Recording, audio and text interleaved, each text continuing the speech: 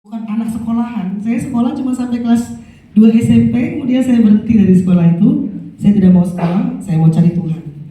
Memang panggilan itu sangat kuat sekali untuk saya boleh mencari Tuhan, Bapak Ibu. Dalam perjalanan saya menikah. Saya berpikir ketika saya menikah, selesai hidup saya. Ternyata disitulah awal hancurnya hidup saya. Saya dihancurkan di rumah tangga itu selama 12 tahun, Bapak Ibu. Dan mengalami kekerasan juga, sampai saya juga sering juga melakukan bunuh diri. Di situ saya lepas, tidak mencari Tuhan lagi. Tetapi di tahun yang ke-12, ketika saya mau sholat, mukena saya dibakar, Bapak Ibu. Disitulah saya stres banget. Saya nggak bisa lagi mau menyembah Tuhan. Saya duduk di belakang, saya bilang, Tuhan, tunjukin aku jalan yang mana yang harus aku tempuh. Karena selama ini aku sudah di pondok pesantren, aku nggak ketemu sama kamu. Aku pengen ketemu yang katanya Tuhan itu maha besar mana. Kenapa kehidupan saya seperti ini terus? Saya mendapat siksaan demi siksaan, bahkan saya pernah mau dibakar, Bapak Ibu. Itu minyak tanah udah disiram ke tubuh saya mau dibakar. Golok itu sudah diasah.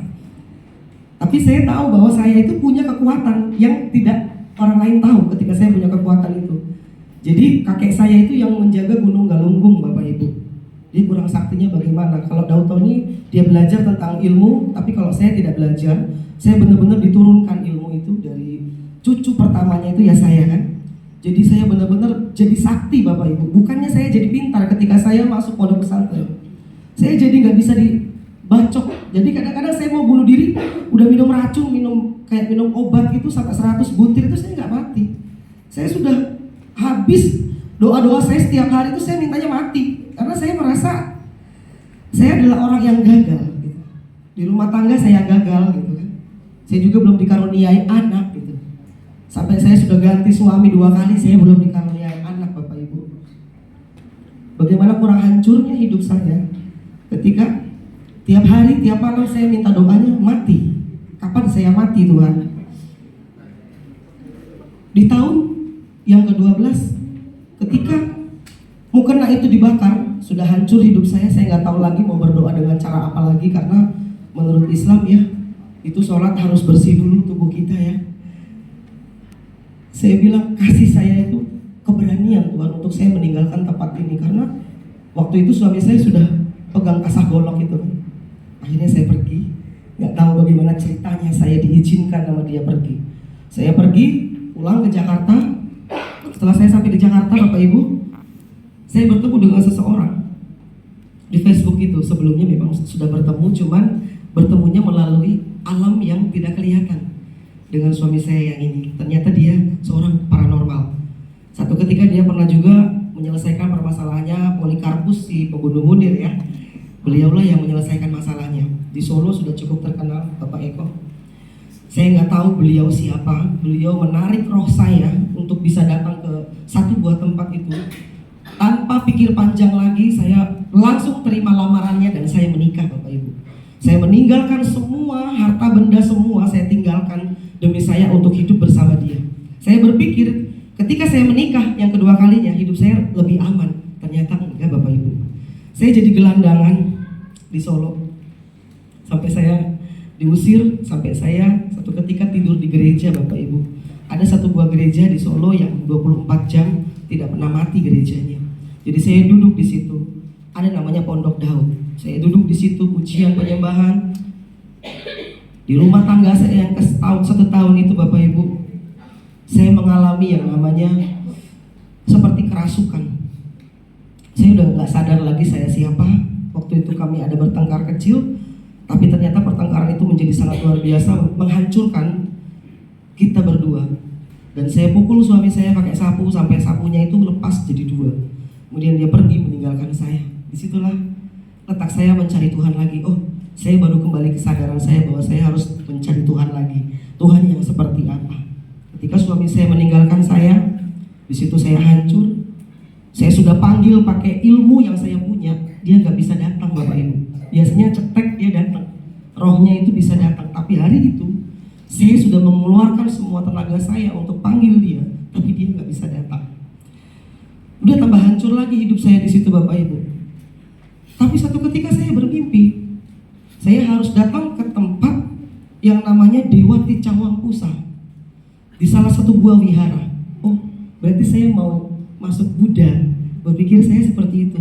Mungkin inilah jalan saya, karena saya juga pemain tarot Bapak Ibu. Jadi saya melihat di situ saya bakalan ada di persimpangan jalan. Saya harus memilih di antara keyakinan itu. Setelah sampai di satu tempat itu, saya buka altar, saya berdoa. Mana Dewati Cawangpusa? Ada katanya. Ini katanya. Oh, anak sekarang kan pakai Google ya Bapak Ibu. Saya buka siapa Dewati Cawangpusa. Nah, ternyata Dewati Cawangpusa itu adalah dewa penyelamat manusia. Satu itu saya ingat dengan satu kata dari mama saya. Padahal mama saya orang Islam. Penyelamat manusia adalah Isa Al-Masih. Mama sangat suka dengan kata-kata itu. Isa Al-Masih adalah penyelamat umat manusia, yaitu Yesus. Seketika itu ada di mata saya keluarga Allah. Jalan kaki saya. Sekarang saya pakai sepatu Bapak Ibu. Jalannya nggak pakai sepatu. Jalan kaki nyampe di satu tempat namanya keluarga Allah. Saya masuk mau ngambil air wudhu. Ternyata itu ada puji-pujian saya dengar, puji-pujian saya dengar, puji-pujian. Kemudian saya lihat orang dibaptis Bapak Ibu. Itu benar-benar saya melihat hadirat Tuhan di sana. Saya bilang tolong layani saya. Saya mau seperti itu. Tidak ada satu orang pun yang melayani saya. Saya menyerahkan diri ke sana. Mungkin disinilah saya bertemu Tuhan. Jadi pas ketika saya dibaptis Bapak Ibu, saya pikir saya mati. Udah gak apa-apa, aku udah ketemu Tuhan. Ini benar-benar Tuhan yang saya cari. Saya merasakan damai yang sungguh-sungguh luar biasa yang gak pernah saya cari. Dulu saya selalu minum obat biar aku bisa damai, biar aku bisa mengalami bisa tidur. Karena saya gak pernah bisa tidur. Hidup saya kacau, berantakan gitu. Saya menemukan damai itu. Kemudian saya setelah dibaptis Bapak Ibu, ternyata bangun lagi. Ada apa ini gitu kan? Akhirnya saya duduk lagi, selesai baptisan saya gak pulang. Saya duduk di kolam baptisan itu karena suami saya belum pulang waktu itu kan masih saya usir. Duduk di kolam baptisan saya bilang, saya menantang Tuhan di sana. Tuhan, saya sekarang sudah jadi orang Kristen.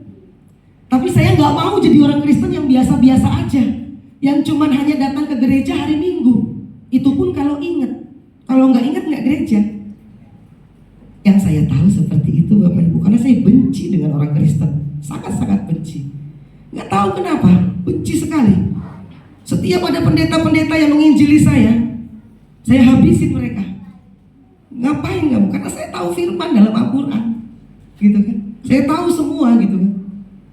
Tapi seketika ada pujian yang dikirimkan ke handphone saya, satu buah lagu Sentuh Hatiku dari Maria Sandi. Lagu itulah yang membuat saya hancur berkeping-keping. Benar-benar saya merasakan itu, Tuhan itu ada. Saya bisa merasakan kasih-Nya. Maka saya bilang kalau kalian benar-benar punya Tuhan, bisa nggak kalian merasakan Tuhan? Yang seperti apa? Nggak cuma datang gereja, pulang, udah biasa aja. Kita harus jadi Kristen yang benar-benar militan. Kita harus jadi Kristen yang benar-benar luar biasa Kristennya. Jadi orang melihat kita, ada Yesus. Tidak dengan mengganti agama orang. Saya bilang Tuhan, kalau mau pakai hidupku, pakai hari ini sampai selamanya. Aku nggak mau jadi Kristen yang biasa aja. Saya mau lebih dari ini. Mulai besok Bapak Ibu, saya doakan pelepasan segala macam, kan lepas semua ilmu saya. Sampai satu ketika pisau nancep di saya keluar darah, kalau dulu enggak. Jadi wah ini lepas beneran ilmu saya segitu. Bisa ya Tuhan. Saya pikir saya sudah nggak bisa lagi. Ternyata Tuhan kirimkan orang-orang yang sakit. Tuhan kirimkan orang-orang yang benar-benar hidupnya hancur seperti saya dulu. Sampai beberapa kali ketemu orang yang mau bunuh diri. Saya seperti mengaca. Oh ini saya. Saya dulu kayak gini. Berarti setiap hari saya minta doa mati. Tuhan gak mau saya mati. Tuhan mau saya hidup supaya menghidupkan orang-orang yang sudah mati jiwanya. Amin. Kalau panggilan hamba Tuhan, dia khotbah satu kali, khotbah 1000 orang, dia khotbah satu kali. Tapi panggilan saya mendatangi satu gereja Tuhan satu persatu. Satu persatu. Penginjilan pribadi. Orang yang gak percaya Tuhan jadi percaya Tuhan. 7 tahun saya mengenal Tuhan, ratusan jiwa sudah dibaptis Bapak Ibu. Saya bawa mereka ke gereja terdekat. Jangan, saya bukan cari jemaat, saya cari jiwa. Saya tidak cari jemaat, saya cari jiwa. Karena memang itu panggilan saya. Sampai saya punya visi membuat gereja tanpa dinding Bapak Ibu. Saya punya komunitas yang orang lain gak tahu. Ketika mereka sudah dibaptis, mereka ada di satu buah komunitas. Kita masukkan mereka satu persatu. Sampai tadi malam Bapak Ibu jam 2 pagi, saya masih tidur. Ada orang minta dibaptis jauh-jauh datang. Saya kedinginan, tapi saya bilang ini kerjaan Tuhan. Dari Solo ke sini sudah 3 orang yang dibaptis. Saya sudah share di TikTok saya. Hampir 80.000 yang ngikutin TikTok saya. Di sana banyak sekali yang Tuhan kerjakan dalam pelayanan saya. Satu ketika saya hancur di situ. Saya Tuhan tiap hari ngedoain orang biar hamil, orang itu hamil. Ada juga yang pernah sakit kusta 20 tahun orang itu disembuhkan. Kenapa saya nggak hamil gitu? Saya marah sama Tuhan jadi pendoa, saya nggak mau lagi. Saya kepahitan jadi pendoa, saya nggak gereja lagi. Karena saya marah, ada doa saya yang tidak dijawab. Kemudian Tuhan bilang, pegang kepala kamu. Saya pegang kepala saya. Kenapa Tuhan? Coba kamu ingat, pernah doa apa dulu? Haleluya. Saya langsung tersungkur. Saya pernah berdoa Bapak Ibu. Angkat tangan saya. Tuhan, kalau kau mau ambil hidupku, kau ambil. Apapun yang mau kau ambil dari hidupku sekarang, ambil. Waktu itu saya numpang di satu rumah abdi dalam keraton di Solo. Karena saya juga seorang abdi dalam keraton. Besoknya AC diambil, kursi diambil, semua diambil Bapak Ibu. Parahnya saya disuruh pergi. Dikasih waktu 1 malam aja. Saya sampai tidur di gereja. Kalau sekarang Tuhan kasih saya tempat tinggal yang lebih layak, itu cuma kasih karunia Bapak Ibu. Dulu saya nggak pernah merasakan kehidupan yang seperti ini Bapak Ibu.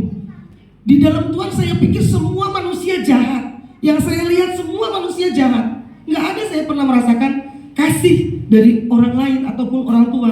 Karena saya ditolak. Saya pikir juga ikut gereja saya nggak ditolak, orang Kristen baik semua. Ternyata saya mengalami jadi Maria Magdalena yang ditimpukin pakai batu Bapak Ibu. Bawa jiwa tiap minggu 10 orang, 20 orang. Saya semakin membawa banyak jiwa, semakin saya dihancurkan, dikeluarkan dari gereja. Sampai titiknya Bapak Ibu, ada GKKI, sinode GKKI yang sangat luar biasa, mau menampung orang seperti saya. Sangat bersyukur banget. Yang gak pernah saya temuin di sinode-sinode lain, saya ditolak. Karena pekerjaan saya di luar, panggilan saya di luar. Tapi Bapak Bishop bilang, kamu diberkati. Silahkan, panggilanmu apa? Maju terus, pantang mundur. Berapa kali saya dibentur-benturkan sama hamba-hamba Tuhan, tapi saya nggak mau kecewa lagi. Saya mau terus melakukan pekerjaan Tuhan sampai nanti saya diambil nyawanya sama Tuhan. Jadi kita, saudara-saudaraku, jangan cuma jadi Kristen yang biasa aja. Saya selalu bilang terlalu jauh saya bawa orang ke gereja. Terlalu jauh saya suruh baca Alkitab. Kita bisa nggak jadi Injil terbukanya Tuhan? Jangan mengganti agama orang. Tidak ada agama yang bisa menyelamatkan hidup kita. Keselamatan cuma ada di dalam Yesus. Kalau dia percaya Tuhan Yesus, dia akan selamat. Jangan pernah mengganti agama orang. Makanya sampai sekarang Bapak Ibu, KTP saya belum ganti agama, masih Islam. Supaya apa Bapak Ibu? Supaya saya bisa menjangkau, masuk ke pondok-pondok pesantren, masuk ke tempat-tempat orang-orang yang ilmunya banyak. Kebetulan suami saya juga panggilannya itu paranormal yang harus disembuhkan. Ada orang yang kena santet Bapak Ibu. Hari kemarin kita membaptis artis namanya Yuni Arso. Dia panggil saya ke sini, dia bilang suruh keluarkan itu tumor otak dari kepalanya. Emang saya libat Bapak Ibu? Saya harus bawa gergaji ini untuk keluarin suruh memanifestasikan Bapak Ibu. Astaga, Tuhan. Tapi saya bilang, bloketnya Tuhan. Dia sudah bawa dupa, dia sudah bawa Pak Mangku, ketua adat, itu tidak terjadi Bapak Ibu. Tuhan taruh itu yang namanya but kapal untuk kita bisa pujian penyembahan. Gak ada dia mau sedikit pun celah untuk dia bisa melakukan ritual di laut itu. Apa yang terjadi? Kalau kau percaya Tuhan Yesus, dengan kau mau diselamatkan, kau mau sembuh, mandi 7 kali kau menjadi tahir. Kau harus terima Tuhan Yesus. Gak ada yang namanya penolakan Bapak Ibu. Maka jangan semena-mena mau cari jiwa. Tidak ada jiwa bisa diselamatkan karena kita bukan Mesias Bapak Ibu. Kita harus diutus dulu sama Tuhan. Setiap hari pun begitu saya ngalamin. Hari ini schedule Tuhan sudah kasih. Saya mau melayani di tempat ini. Kemarin malam tidur di mobil ya. Tapi luar biasa, ada hamba Tuhan yang mau bawa kami tidur di hotel 2 malam. Saya nggak tahu, nggak bawa uang, nggak apa ke sini. Nggak ada gereja yang nyuruh saya ke sini. Sampai sini Ibu Gembala bilang kesaksian. Itu luar schedule Bapak Ibu. Sampai tadi malam baptis orang di luar schedule semua. Jadi semua atas pimpinannya Tuhan Bapak Ibu. Percayalah, Tuhan gak melihat di luar kita, Tuhan melihat hati kita. Serahkan roh tubuh jiwa kita kepada Tuhan, kehidupan kita, sehingga Tuhan bisa benar-benar bermanifestasi di dalam kehidupan kita. Kita jadi Injil terbukanya Tuhan. Ada terang Tuhan ketika orang melihat kita. Kalau kita datang tahu-tahu, hei manusia bertobat, ayo dibaptis, disamplok sendal Bapak Ibu, lu siapa katanya. Jadi nggak begitu caranya. Kita harus jadi terang dulu atas mereka. Kalau manusia itu belum mengenal Tuhan, mereka bisa diselamatkan karena mereka merasakan kasih Tuhan dari Bapak Ibu semua. Kalau itu terjadi, selamatkan jiwa berapapun harganya. Jiwa Bapak Ibu diserahkan. Bapak Ibu mau tahu isi hati Tuhan itu apa? Isi hati Tuhan adalah jiwa-jiwa. Persembahkanlah jiwa-jiwa itu kepada Tuhan Bapak Ibu. Mungkin kalau ada momen spesial kita bisa bawa teman kita yang belum percaya Tuhan untuk boleh datang ke tempat ini. Dan saya berdoa kiranya tempat ini, rumah doa Hosana, menjadi mercusuarnya Tuhan. Banyak orang-orang boleh datang ke tempat ini. Dalam nama Tuhan Yesus, Tuhan memberkati gereja ini dengan pengurapan yang daripada Tuhan. Orang banyak sembuh, yang sakit, yang punya masalah, mereka mendapatkan jawaban doa di tempat ini. Tuhan boleh pakai hamba-hamba Tuhan, pekerja-pekerja Tuhan, dan semua jemaat di sini menjadi terang Tuhan. Jangan pernah mengganti agama orang, tetapi bawa Yesus kepada mereka. Amin. Itu kesaksian saya. Shalom. Terima kasih.